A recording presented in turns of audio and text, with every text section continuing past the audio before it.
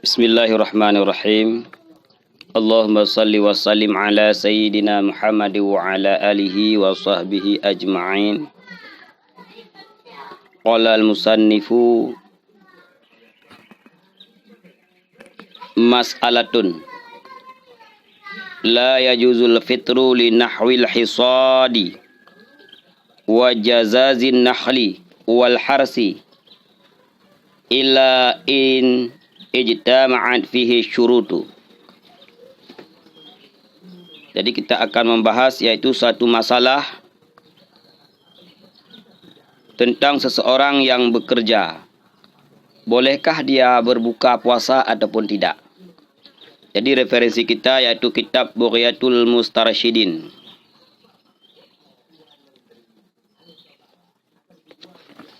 Halaman 112. Jadi permasalahannya adalah tidak dibolehkan seseorang yang berpuasa kemudian dia membuka puasanya disebabkan karena hisad. Hisad adalah panen. Jadi petani ataupun peladang ketika panen maka tidak dibenarkan pada orang tersebut untuk semata-mata membuka puasanya. Ataupun sedang panen kurma, memetik kurma, membersihkan daun-daun kurma. Kalau sekarang mungkin bisa kita bandingkan dengan kelapa sawit. Ketika panen kelapa sawit ataupun membersihkan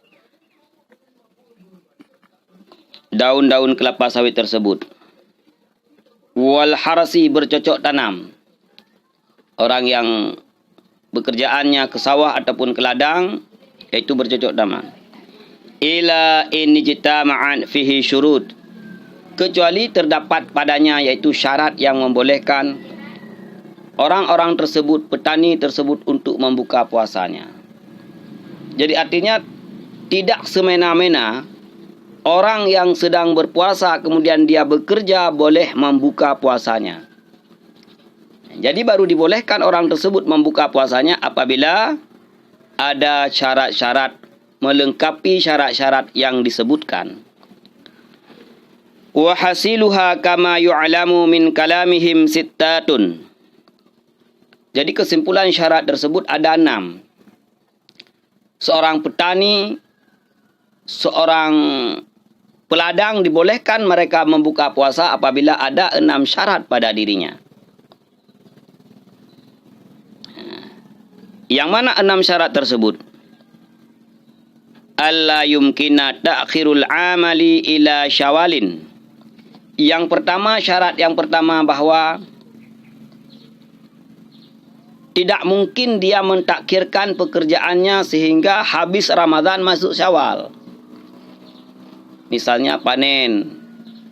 Jadi tidak mungkin memanen hasil panennya pada ataupun dalam bulan Syawal, itu tidak mungkin. Artinya dia harus memanen ketika itu. Ini syarat yang pertama. Dia takhirkan, dia tunggu sampai Syawal, tidak mungkin. Boleh jadi sudah terlalu ranum, terlalu masak, boleh jadi runtuh sebagainya, boleh jadi banyak burungnya dan sebagainya, terserah.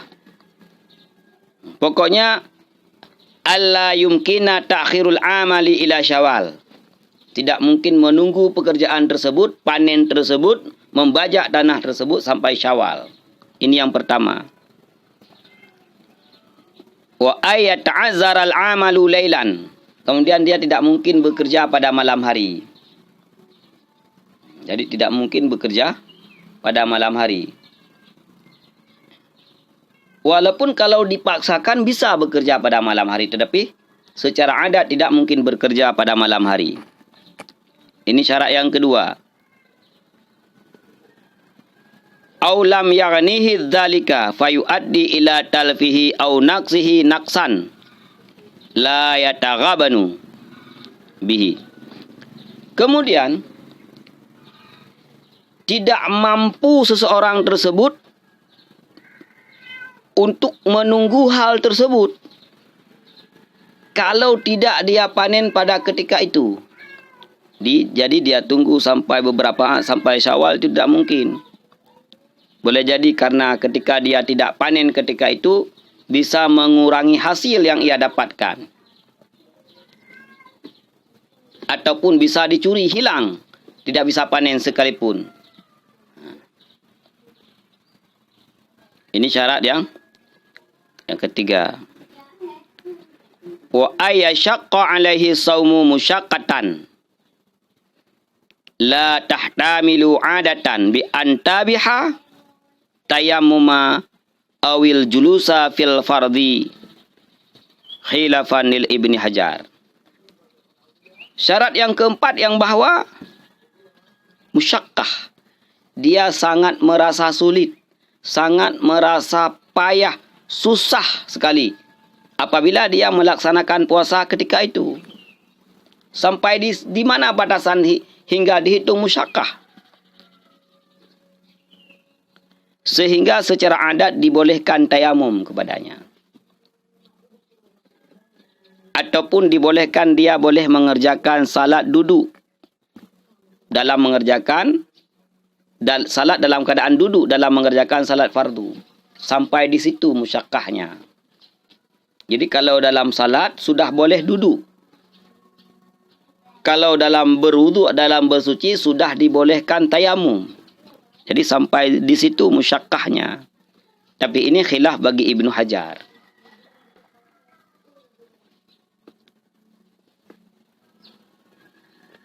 Kemudian yang ke-5, wa ayyan wiya lailan wa yasbahu sa'iman fala yuftiru illa 'indal wujudil 'udhri. Orang tersebut pada malamnya berniat. Dia tetap berniat seperti biasa untuk melaksanakan puasa Ramadan.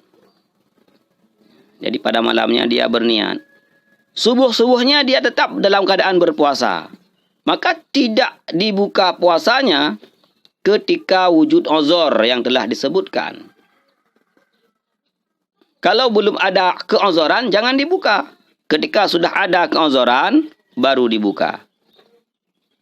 Dan ketika membukanya, wa ayyan wiya tarakhusa bil fitri liyam tazal fitrul mubah an ghairihi kamaridin aradal fitra lil mardi fala budda ayyan wiya bi fitrihi rukhsata aidan. Kemudian ketika dia membuka puasanya, dia berniat bahwa dia dibolehkan ruksah. Jadi niat ruksah. Ketika puasa dia buka adalah dia berniat ruksah. Untuk membedakan antara puasa yang dibolehkan dengan puasa yang dibolehkan membukanya dengan puasa yang tidak dibolehkan. Karena dalam membuka puasa tersebut ada dua. Ada yang diruksah, ada yang tidak diruksah. Ada orang yang dibolehkan membukanya, ada orang yang tidak dibenarkan membukanya. Maka ketika dia berbuka puasa, maka dia niat bahwa ini adalah buka puasa yang ruksah. Buka puasa yang dibolehkan. Seperti orang yang sakit. Orang yang sakit yang memang sudah divonis oleh dokter bahwa dia harus membuka puasanya. Maka ketika dia berbuka puasa, dia harus berniat. Ini adalah saya diruksah, saya dibolehkan untuk membukanya. Ini. Wa alla yaqsuda zalikal amal, dan tidak dibenarkan bahwa dia kasat, dia berencana membukanya karena memang pekerjaannya. Nah, ini saya mau panen padi, saya buka puasanya. Jangan. Jadi niat dia buka puasa jangan karena amal tersebut, karena pekerjaan tersebut.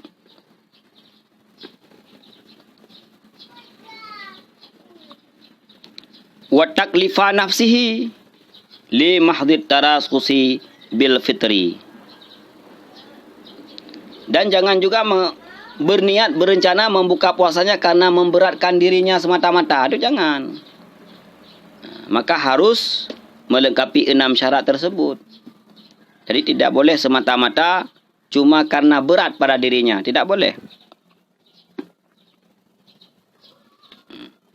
Jadi seorang yang bekerja di ladang, seorang yang panen, seseorang yang sedang bercocok tanam, itu pada dasarnya tidak dibenarkan untuk berbuka puasa, kecuali ada 6 syarat. Yang pertama, bahwa tidak mungkin mentakhirkan pekerjaannya sampai Syawal. Yang kedua, bahwa tidak mungkin bekerja pada malam hari. Yang ketiga, bahwa tidak mampu ketika dia tidak mengerjakan ketika itu untuk menjaga hartanya hilang ataupun hasil panennya berkurang. Kemudian yang keempat, musyaqqah pada dirinya.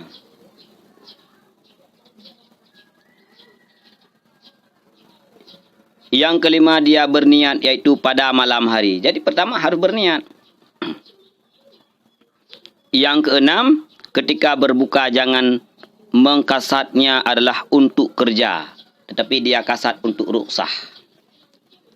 Ya, wa illa imtana'a. Apabila tidak terdapat 6 syarat tersebut, maka tidak dibenarkan petani tersebut membuka puasanya.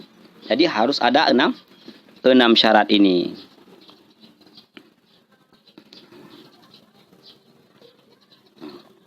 Bagaimana contoh seseorang yang tidak dibenarkan berbuka puasa? Kamusafiri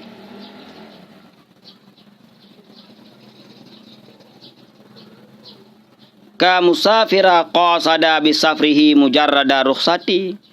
Seperti musafir. Si musafir yang dia kasatkan, yang tujuannya untuk musafirnya semata-mata untuk dibenarkan boleh buka puasa. Nah, ini tidak boleh. Kenapa kamu musafir? Biar bisa buka puasa. Ini tidak boleh. Tidak boleh membuka puasa. Imtana'a. Harus ditegah.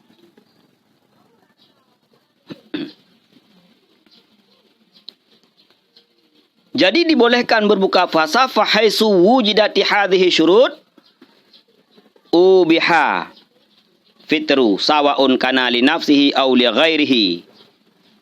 Ya, jadi ketika memperdapatkan syarat-syarat ini yang dibenarkan, yang dibolehkan untuk membuka puasa, maka dibukalah puasanya dengan niat rukhsah tersebut. Ya, jadi harus ijtimah. Harus menyatu semua syarat tersebut. Jadi tidak boleh satu syarat. Harus ijtimah. Harus berkumpul semua syarat tersebut. Baru dibenarkan untuk berbuka puasa. Wa illam yata'ayyan wujuduhu wa illam yata'ayyan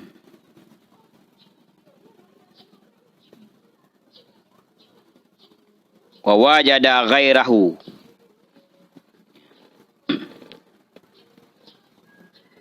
wa in fuqida syartun asama isman aziman wajaba nahyuhu wa ta'ziruhu. Jadi ketika tidak memperdapatkan syarat-syarat tersebut, adapun untuk orang lain, adapun untuk dirinya, maka ketika tidak ada syarat tersebut, dilarang untuk membukanya. Imtina'a, ditegah membukanya.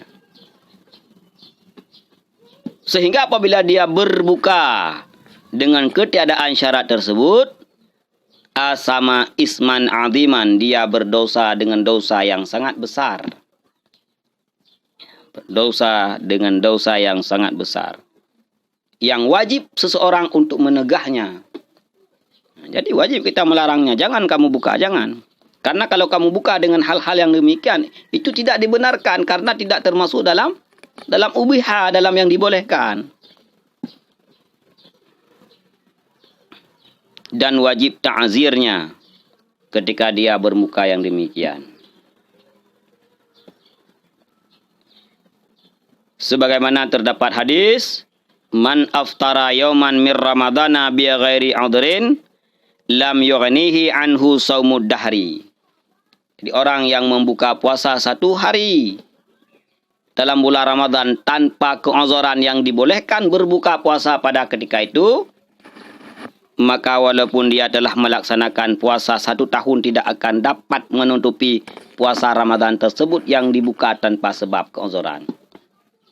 Ini walaupun sebahagian menganggap hadis ini hadis dhaif. Tetapi sebagai amaliyah, sebagai motivasi untuk kita agar jangan membuka puasa, bagus. Karena untuk apa membuka puasa apabila tidak ada keuzuran? Untuk apa? Maka ketika tidak ada keuzuran tersebut, jangan membuka puasa Ramadan. Bayangkan ketika kita membuka puasa Ramadan tanpa satu keuzuran, 1 hari kita buka, 1 tahun kita puasa selain daripada puasa Ramadan untuk menempel puasa Ramadan tersebut, lam yarani, tidak mampu, tidak kuasa, tidak dapat menutupi puasa tersebut. Maka inilah bagi petani, bagi peladang yang ingin membuka puasa, maka ingat harus melengkapi 6 syarat tersebut. Apabila tiada 6 syarat ini, maka tidak dibenarkan membuka puasa. Mudah-mudahan bermanfaat. Assalamualaikum.